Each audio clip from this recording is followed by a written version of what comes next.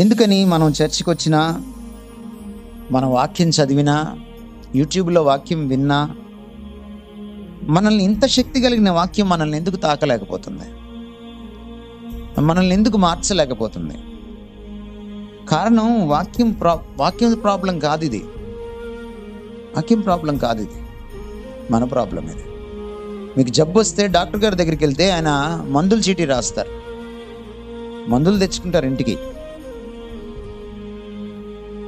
మీరు చెప్పిన మందులన్నీ కొనుక్కున్నాను డాక్టర్ గారు, తెచ్చుకున్నాను డాక్టర్ గారు, కానీ నెల అయింది కానీ జబ్బు తగ్గలేదండి అంటే డాక్టర్ గారు ఓ ప్రశ్న అడుగుతాడు, వేసుకున్నావా అని అడుగుతాడు.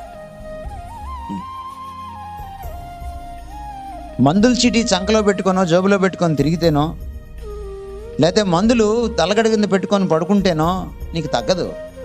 బైబిల్ కూడా అలాంటిదే. మందును వాడాలి, అది లోపలికి వెళ్ళాలి, అది నరనరాల్లోకి అణువణువులోకి వెళ్ళాలి. అప్పుడే ప్రక్షాళన ఆరంభం అవుతుంది, అప్పుడే జబ్బు తగ్గుతుంది. పాపం అనే జబ్బు పోవాలంటే, క్రీస్తు రూపం నీలో ఏర్పడాలంటే నువ్వు దాన్ని అప్లై చేసుకోవాలి, దానికి నువ్వు తావివ్వాలి.